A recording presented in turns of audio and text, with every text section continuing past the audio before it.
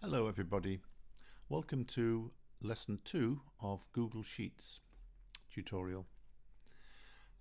Since the last lesson I've changed the units from centimeters to meters and square meters. I've also put some different values into the calculation and I've increased the number of decimal places to 2 for each of the length, width and result. I've also changed the title from calculate area of a rectangle to calculate area and cost of a carpet. Now to change the title you simply click on this field here and key in the new title. Okay, but I've already done that. So now we want to calculate the cost of a carpet based on this number of square meters here, 40. So I can take the current heading and copy it with Command C and put it down here, say, and then change the name. So let's do that. Calculate cost of carpet. Okay, now I want to copy down the area, so we'll put an area here from above. Okay, we'll put in price per meter,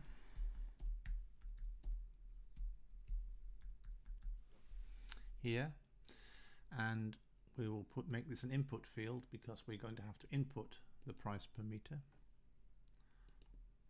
Again, I'm putting square boxes around that. So the area is going to come from this cell, C5. So let's put a little formula in there. We know how to do a formula, equals C5, and that's it. Let's just centralize those and make the size 14. Okay, the area is just simply copied from here, as you see. The price per meter is going to be in pounds, so I'm going to use a pound sign in front of the figure, which is, let's say, £13, and that saves me having to specify the format, which I would have to do normally by clicking here and selecting currency. But if I put the pound sign in as I key it, then it will automatically take it as pounds. If it was dollars, I could put in $13. Okay, so the total price is a simple calculation, which is C8 times, which is an asterisk again, C9. And there we have it, the total price.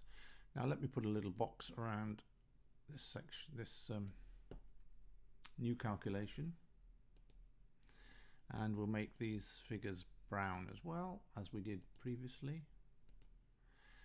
And we'll just copy this square meters from here to there, and that's it.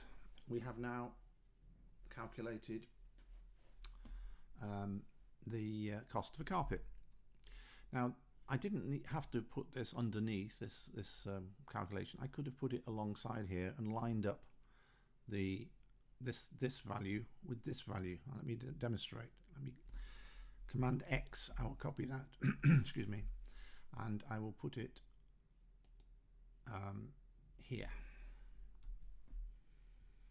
Okay, and now you can see that that figure has come from this figure on the same row. It doesn't make any difference because all the values are automatically recalculated. When you move a cell, Google Sheets will automatically adjust the formula to the actual location from where it's come from.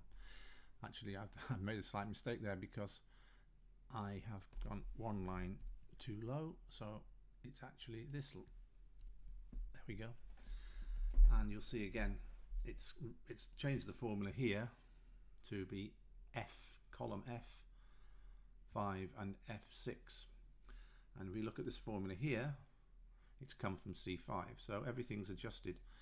should change that to blue because that's actually a calculated value, and this one is too. This is my own standard. This is not something you have to do, but I find it makes it easier, as I said in the lesson 1. Okay, that's it for this lesson. The next lesson will be equally short, but I hope you're enjoying this series, and welcome you back to lesson 3. Thank you.